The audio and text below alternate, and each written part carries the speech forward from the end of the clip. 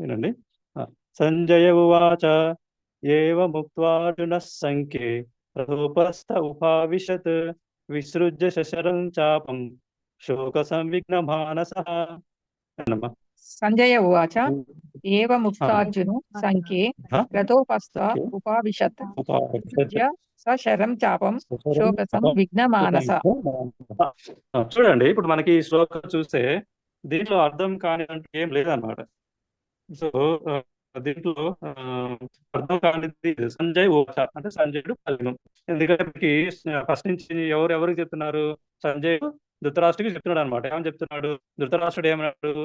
So శ్లోకం ఉంది, పాండవులు తర్వాత కౌరవులు అంటే ఆ పుత్రులు పాండవుని పుత్రులు ఒక చోట కలిసి ఏమి సిరి అని అడిగినప్పుడు దానికంతా రన్నింగ్ కామెంట్ లాగా చేయడు ఉన్నాడు అనమాట. సో ఆ ఏవం ఉక్త్వా అంటే ఉక్త్వా అంటే పలకడం అనమాట. ఏవం అంటే ఈ విధంగా. సో ఈ విధంగా పలికిన అర్జునుడు, అర్జున అని ఉంది కదా, అంటే అర్జునుడు ఏ విధంగా పలికాడు? మనం అంతకుముందు పోయిన క్లాస్లో చూసాం కదా. మొత్తం మనకి ఏమంటారు, ఎన్నెన్నో ధర్మశాస్త్రాలు ఏమో చెప్తా ఉంటాడు కదా మనకి. అంటే మన కుల ధర్మాలు నశించిపోతాయి, తర్వాత జాతి ధర్మాలు నశించిపోతాయి అని చెప్తా ఉంటాడు. తర్వాత స్వజనం అంటే మన సొంత జనులను యుద్ధం చేసి వాళ్ళ మీద వాళ్ళని సంహరించి ఇవన్నీ చెప్తా ఉంటాడు కదా. సో ఆ, అదంతా పలికిన అర్జునుడు అంటే సంఖ్య అంటే యుద్ధం మనం ఆ రణరంగ యుద్ధం నందు. సో ఈ విధంగా పలికిన తర్వాత అర్జునుడు ఏమైంది? సో రథోపస్థ ఉపావిశత్ అంటే కూర్చుండిపోవడం అనమాట. సో ఎక్కడ కూర్చునిపోయాడు? రథ ఉపస్థ. రథ అంటే రథము, ఉపస్థ అంటే రథంలో కూర్చునిపోవడం అనమాట. అంటే రథం కింది భాగంలో అక్కడ కూర్చునిపోయాడు అనమాట. సో ఏ విధంగా ఎటువంటి పరిస్థితిలో కూర్చునిపోయాడు? ఈ కింది పాదంలో చూడండి, రెండో పాదంలో విసృజ్య అంటే వదిలేసేయడం అనమాట. సో ఏం వదిలేశాడు? శశరం అంటే మనకి బాణాలు ఉంటాయి కదా, యారోస్, అదనమాట. సో బాణాలు, చాపం అంటే ఏమంటారు? ధనస్సు, విల్లు అంటారు కదా, ధనస్సు. అంటే ఇక్కడ శశరం చాపం అంటే మనకి ధనస్సు తర్వాత బాణాలు రెండు వదిలేసి అక్కడ కూర్చుండిపోయాడు అనమాట. సో ఎటువంటి పరిస్థితి ఉంది? అర్జునుడి యొక్క మానసిక పరిస్థితి ఏ విధంగా ఉంది? శోక అంటే శోకంతోటి, సంవిఘ్న అంటే ఆ, ఏమంటారు, బాగా డిస్టర్బ్ గా అయి ఉన్నటువంటి దానికి మనం ఈ విధంగా సంవిఘ్న అని చెప్పుకోవచ్చు అనమాట. సో మానస అంటే మనస్సు అనమాట. సో అతని యొక్క మనస్సు అధికమైనటువంటి అంటే బాగా మనసులో ఏమంటారు, ఆ, ఒక రకంగా ఏమంటారు, బాగా డిస్టర్బ్ అంటే బాగా మనసు కలిచి వేస్తుంది అంటారు కదా. సో అటువంటి శోకంతో నిండిపోయిన మనస్సు కల అర్జునుడు ఆ, ఏం చేశాడంటే తన బాణాలు తర్వాత ధనస్సుని అక్కడ పడేసి రథంలో కూర్చుండిపోయాడు అనమాట. సో అంటే దీనికంటే ముందు అంటే ఇది శ్లోకం యొక్క మనకి అర్థం అనమాట. యాస్టీస్గా శ్లోకం యొక్క అర్థం చెప్పాలంటే ఇది. తర్వాత కానీ దీని నుంచి మనం తెలుసుకోవాల్సిన అర్థం ఏముంటుందంటే, ఇప్పుడు అర్జునుడికి ఉన్నటువంటి ఆయుధాలు ఏంటి? అర్జునుడు ఎవరు? క్షత్రియుడు కదా. సో క్షత్రియుడికి ఉండేటువంటి పనిముట్లు ఏంటి అంటే, క్షత్రియుడి యొక్క ధర్మం ఏంటి? ధర్మాన్ని రక్షించడము. రక్షించాలంటే యుద్ధం కూడా చేయాల్సి వస్తుంది అనమాట. క్షత్రుడి యొక్క ధర్మం యుద్ధం కూడా చేయాల్సి వస్తుంది అవసరం అయితే ధర్మాన్ని రక్షించడానికి. సో తన యొక్క పనిముట్లు ఏంటి? మేజర్గా తనకు పనిముట్లు ఏముంటాయి? ఆ యుద్ధానికి సంబంధించిన పనిముట్లు అంటే విల్లు కానివ్వండి, తర్వాత బాణం అయితే బాణము, తర్వాత గద అయితే గద, కత్తి అయితే ఇది, ఈ విధంగా ఏవైతే తను వేటర్ యుద్ధం చేస్తాడో ఆ పనిముట్లు అనమాట. సో ఆ పనిముట్లని అంటే ఏదైతే పని చేయాలో ఆ పని చేయాల్సిన టైంలో పనిముట్లను పక్కన పడేస్తే అది సరైన పద్ధతి కాదు అనేది మనం ఇక్కడ చూసుకోవాలి. అంటే సపోజ్ మనం ఇక్కడ ఏదైనా చదువుకోవాల్సిన స్టూడెంట్ సపోజ్ తను చదువు వదిలేసి ఆ పుస్తకము పెన్ను అక్కడ పడేసి అలా వెళ్ళిపోతే ఏ విధమైన పరిస్థితి ఉంటుంది అంటే అటువంటి పరిస్థితి అనమాట. అంటే తను చేయాల్సిన సొంత ధర్మం ఏదైతే ఉందో, సో ఆ సొంత ధర్మాన్ని వదిలేసి సో ఆ విధంగా వదిలేసి కూర్చుండిపోయాడు అనమాట. సో అది మనం అంటే అటువంటి పరిస్థితి అంటే ఎందుకు అటువంటి పరిస్థితి వచ్చింది? మనకి కింద చెప్తున్నాడు కదా, శోక సంవిఘ్న మానస అంటే అత్యధికమైనటువంటి శోకము. ఎటువంటి శోకము? మనసంతా కలిచి వేసేటువంటి శోకాన్ని ఉండడం వల్ల ఆ, తను ఏం చేయలేని పరిస్థితి అనమాట. సో మనం అంతకుముందు శ్లోకంలో కూడా చూసి ఉన్నాం. ఎలాగా అంటే ఆ అదే ఏమంటారు, మనకి జ్వరం వచ్చినట్టుగా ఉంది, తర్వాత ఒళ్ళంతా ఏమంటారు, మన రోమాలు నిక్కబొడుచుకుంటున్నాయి, శరీరం అంతా అలజడిగా ఉంది, మనసంతా అలజడిగా ఉంది అని చెప్పి మనకి అంతకుముందు శ్లోకాల్లో చూసాము. అర్జున్ యొక్క పరిస్థితి వెరీ స్టార్టింగ్ లో అంటే మనకి ఈ చాప్టర్ మధ్యలో అనమాట. అర్జునుడు ఎప్పుడైతే మన అంటే మీ కాంటెక్స్ట్ ఎలా వచ్చింది అంటే, సో అర్జునుడు కృష్ణుడు ఏమని అడుగుతాడు అంటే, ఏ కృష్ణ ఈ రథాన్ని తీసుకెళ్లి రెండు సేనల మధ్యలో నిలుపు అని అంటాడు. ఓకే అండి, గుర్తుంది కదా మీకు ఇదంతా, ఒకసారి రివైజ్ చేస్తున్నాను అనమాట. సో ఈ రథాన్ని తీసుకెళ్లి రెండు సేనల మధ్యలో నిలుపు అన్నప్పుడు అర్జునుడి యొక్క పరిస్థితి ఏ విధంగా ఉంది అంటే, ఆమ్, ఎట్లయినా సరే ఖచ్చితంగా యుద్ధం చేయాలి అంటే, ఈ అధర్మంతో ఉన్నటువంటి ఈ ధృతరాష్ట్రుని పుత్రులు అంటే ఈ కౌరవులు ఎవరైతే ఉన్నారో వీరు కంప్లీట్ గా అధర్మానికి కూడి ఉన్నారు. అంటే ఆ, ఎలాగంటే వాళ్ళు వన మన ఏమంటారు అడవికి వెళ్ళొచ్చిన తర్వాత కూడా వాళ్ళు అడుగుతారు ఎవరిని, కౌరవుల్ని, అంటే మాకు అర్ధరాజ్యం అక్కర్లేదు, నువ్వు ఎంత ఇచ్చినా ఓకే, మనకి మాకు కనీసం ఒక ఉండడానికి కొంత ప్లేస్ ఇచ్చినా ఓకే అని అడిగినా కూడా వాళ్ళు ఒప్పుకోరు అనమాట కౌరవులు. సో మీకు చేతనైతే యుద్ధం చేసి మమ్మల్ని గెలిచి సంపాదించుకోండి అని చెప్పి అలా అధర్మంగా చేయడం వల్ల ఏమవుతుందంటే ఆ కక్ష అంటే ఏమంటారు దాని మనసులో అది ఉండింది అనమాట అర్జునుడికి, ఎట్లయినా సరే వీళ్ళని చేసి యుద్ధం చేసి వీళ్ళని చేయాలని చెప్పి ఆ యుద్ధ భూమికి, కురుక్షేత్రం యుద్ధ భూమికి అర్జునుడు పాండవులు అందరూ కలిసి వచ్చి,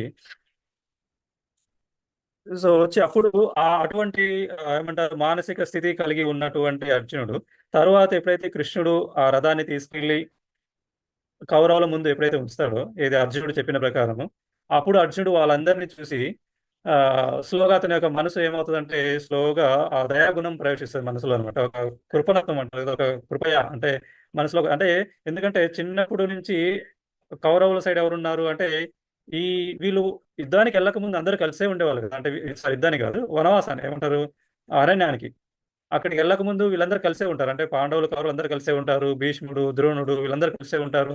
సో చిన్నప్పటి నుంచి కూడా వాళ్ళ మధ్యలో పెరిగి వాళ్ళతోటి ఆ చనువు అంతా ఉంటది కదా. సో అదంతా మనసులో ఏమైందంటే ఎప్పుడైతే యుద్ధంలో వాళ్ళ పెద్దవాళ్ళని చూసేసరికి తనకి ఆ దయ అనేది మనసులో ప్రవేశించి ఇంకా అప్పుడు ఇవన్నీ గుర్తుకొస్తాయి అతనికి. అంటే మా జనాలని, మా సొంత జనాలని, అంటే పెద్దవాళ్ళని, తండ్రితో సమానమైనటువంటి వాళ్ళని, అంటే తాతలతో సమానమైనటువంటి వాళ్ళని. సో ఈ విధంగా కొడుకులతో మనులతో ఈ విధంగా అంటే ఇప్పుడు మనకి చూడండి అక్కడ ఆ పిత ఇప్పుడు తండ్రితో సమానమైన వాళ్ళంటే ఇప్పుడు మనకి తండ్రి ఏ ఇష్టం ఎవరైతే ఉన్నారో వాళ్ళందరూ వస్తారన్నమాట. తండ్రి అంటే తన తండ్రి పాండు మహారాజు లేదు కదా, అప్పటికి చనిపోయి ఉన్నారు కదా. సో తండ్రితో, సో తర్వాత వచ్చేసరికి మనకి ఆ, తర్వాత ఆ తండ్రితోటి అలాగే ఆ, మనకి తాతలతోటి సమానమైనటువంటి వయసు కలవాలి, అంటే భీష్మ పితామహ లాగా అనమాట.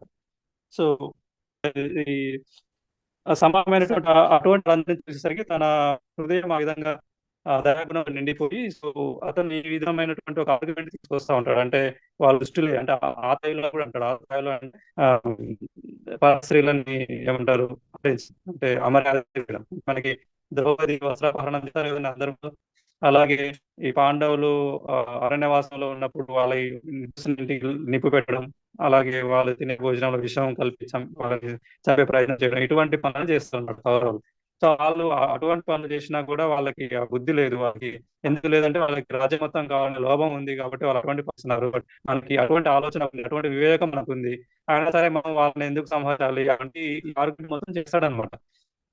సో అంటే యాక్చువల్ గా నువ్వు యుద్ధం ఎందుకు వచ్చాడన్న బేసిక్ పాయింట్ మిస్ అయిపోయాడు.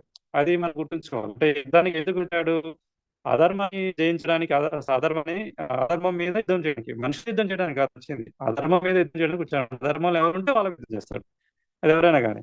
సో ఆ విషయం మర్చిపోయాడు, ధర్మాన్ని నిలబెట్టాల్సిన స్వధర్మాన్ని మర్చిపోయి, సో ఈ విధమైనటువంటి ఆర్గ్యుమెంట్స్ అన్ని కూడా పిండ పిండ తర్పణంలో, అంటే మనకి కులము నశించిపోతే, జాతి నశించిపోతే ఈ పిండాలు పెట్టే వాళ్ళు ఎవరు ఉండరు, సో ఇటువంటి ప్రాబ్లమ్స్ వస్తాయి అని చెప్పేసి అతను ఇదంతా ఆర్గ్యుమెంట్ చేసి, సో చివరికి మనకి ఆ అంటే ఇదంతా మనసులో నింపుకొని ఉండి ఏమవుతుందంటే ఆ విధంగా ఎక్కువగా ఆలోచించి, ఆ విధంగా ఎక్కువ ఆర్గ్యుమెంట్ అనొచ్చు, తన ఆలోచన విధానం అనొచ్చు అనమాట.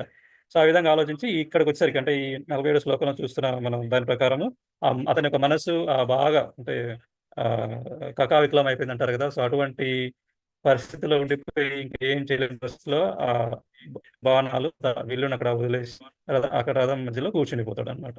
సో అది మనకి ఈ 47 శ్లోకం అనేది మొదటి అధ్యాయంలో చివరి శ్లోకం. సో ఈ 47 శ్లోకం తోటి మొదటి అధ్యాయం మనం పూర్తి చేసుకున్నాం అనమాట.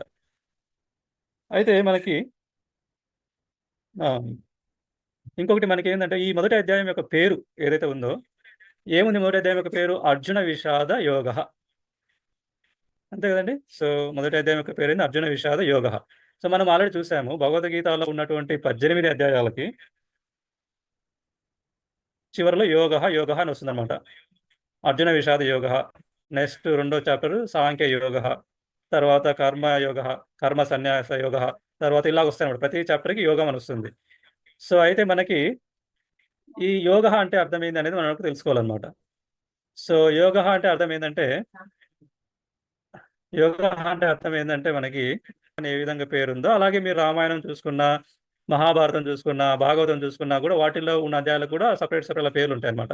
రామాయణం అయితే సర్గలని, తర్వాత కొన్ని సర్గలు కలిపి ఒక కాండ, బాలకాండ, సుందరకాండ, అలా అలా చెప్తారనమాట. అలాగే మహాభారతంలో మనకి పర్వాలు అంటారు, భీష్మ పర్వం, ఈ విధంగా పర్వాలు అని చెప్తారు. కొన్ని కొన్ని అధ్యాయాలను కలిపి పర్వం అని చెప్తారు అనమాట. అలాగే భగవద్గీతలో ఏంటంటే ప్రతి అధ్యాయానికి యోగ అని చెప్తారు. అయితే యోగా అనే పదానికి అర్థం ఏంటంటే, యోగ అంటే ఏంటంటే మనకి ఒక అర్థం ఏంటంటే మనకి ఆ,